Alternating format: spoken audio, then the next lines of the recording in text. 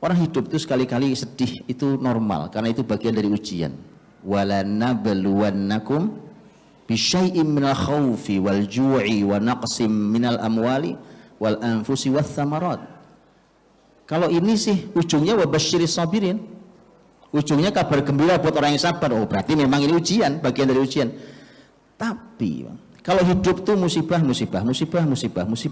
ada yang aneh hidup ini, Pak. Paham ya? Ini saya kasih contoh yang lain. Ini juga tidak mudah. Dan ini dibahas oleh para ulama sirah nabawiyah. Ketika ini saya dulu waktu mahasiswa membaca tulisan ini. Kalimatnya begini.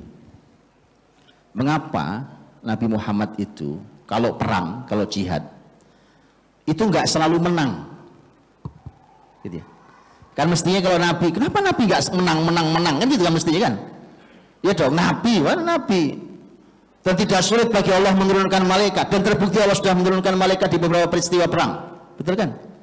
Bahkan dicatat dalam Quran surat Al-Anfal diantaranya, istastaghitsuna rabbakum fastajaba lakum anni mumiddukum bi 1000 minal malaikah murdifin. Bisa Allah turunkan kok di peristiwa perang Badar itu 1000 malaikat, bisa. Kenapa nggak gitu aja? Biar cepet dakwah ini kan cepet jadi dong, gitu ya. Wah ini lama jadi cepet, kita kan maunya serba cepat. Yang instan itu cuma mie, Dok. Jihad jangan, kalau perjuangan itu nggak bisa instan, nggak bisa instan. Kalau mie ya, Dok saya dulu aja nggak suka, ya kan? Jadi akhirnya muncul pertanyaan itu dari para ulama tuh. Kenapa Nabi itu jihad nggak selalu menang? Itu satu. Tapi kenapa juga nggak selalu kalah? Kan gitu kan? Nah kalau nggak selalu kalah, saya yakin antum bisa jawab. Betul atau tidak? Terus gini nih, saya kasih pertanyaan nih. Ada hadiahnya Ustaz. Ada hadiahnya. Jawab deh. Kalau antum bisa jawab, ini level antum seperti ulama yang baca bukunya itu. Masya Allah. Jadi Nabi Muhammad kenapa kalau jihad tidak selalu menang, tapi juga tidak selalu kalah? Ayo silakan. Ustaz, antum yang menentukan. Kasih mic-nya. Biar saya bisa ngopi, Ustaz. Abang yang itu. Silakan Bang. Silakan Bang, silakan. Bismillahirrahmanirrahim. Assalamualaikum warahmatullahi wabarakatuh. Waalaikumsalam warahmatullahi wabarakatuh. Pertanyaannya, kenapa dalam jihad Nabi kita tidak selalu menang dan juga tidak selalu kalah? Supaya kita umatnya mendapat iktibar bahwasanya kita harus bersyukur pada saat menang dan bersabar pada saat kalah. Itu saja. Siap, baik. Jazakumullah khair. Saya boleh minta satu lagi? Satu lagi Bang. Satu lagi, silakan Bang. Semangat kali Bang. Ayo, silakan. Mic-nya tolong.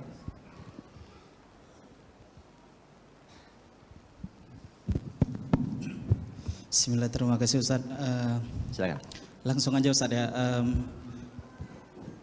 Mungkin di situ Allah ingin mengajarkan kepada kita semua bahwasanya hidup itu butuh proses, tidak instan. Itu aja Ustaz. Baik, baik. Jazakallah khair.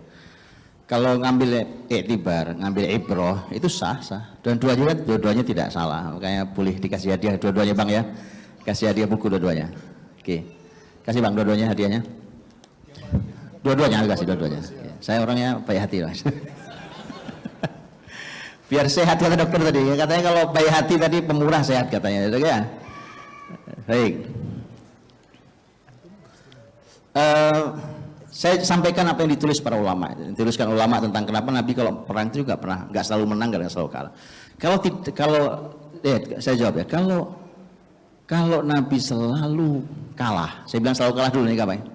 Kalau Nabi selalu kalah, lihat terus kapan mulianya Islam ini? Betul kan?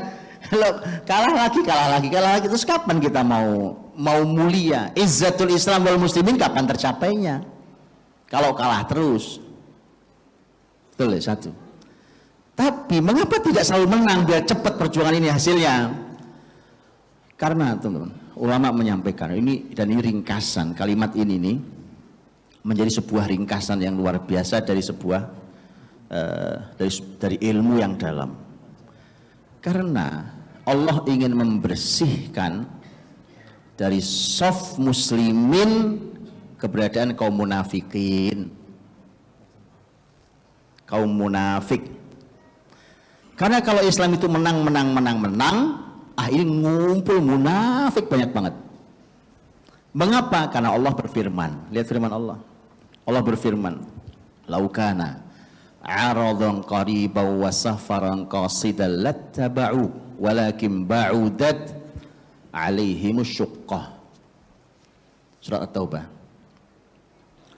Kalau perjalananmu wahai Muhammad, kalau perjalanan jihadmu dekat, lagi menguntungkan, pokoknya asal Nabi jihad menang, ghanimah itu Pak, ghanimah.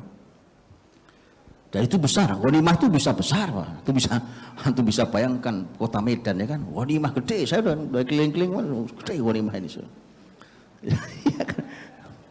Antum masuk ke Palestina hari ini, mau itu ngelihat Israel petentang-petenteng itu, saya lihat, ghanimah semua ini.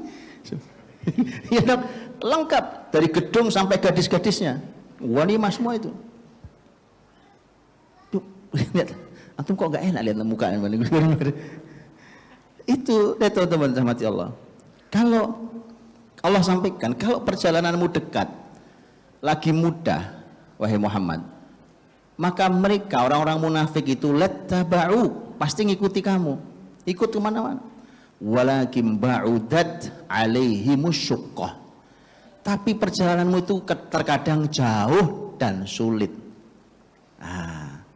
Jauh, sulit, kalah, itu orang munafik nggak mau, karena mereka adalah kaum oportunis yang selalu punya kepentingan kalau gabung dengan muslimin. Kalau nggak ada keuntungannya mereka pergi. Suatu nggak apal-apal yang begitu ya kan, dia apalin yang begitu tuh ya kan. Oke, jadi kemudian akhirnya perjuangan Nabi Muhammad itu kalau dibuat oleh Allah kalah supaya membersihkan soft muslimin dari kaum munafikin. Karena kalau tidak bersih dari kaum munafikin, nanti bangunan Islam tidak pernah jadi. Baik, saya cuma ingin sampai pada satu poin saja sebenarnya. Nabi Muhammad di jihad juga kalah, terluka. Kalah itu maknanya berat Pak, karena kalah bisa terluka, bisa kehilangan orang-orang yang dicintai. Perihnya hati Nabi kehilangan paman beliau Hamzah di perang Uhud itu perihnya bertahun-tahun di hati Nabi itu, ya kan? Bertahun-tahun perihnya itu. Artinya tidak mudah kalah di medan pertempuran itu. Tapi Nabi ya kalah sekali-kali. Jadi kalau orang hidup itu musibah sekali-kali, kemudian naik lagi musibah, atau sedih bahagia, normal. Tapi kalau hidup selalu masalah, musibah, kehilangan, tangis, sedih, air mata, luka, lara, terus ada yang salah. Hidupnya ada yang salah.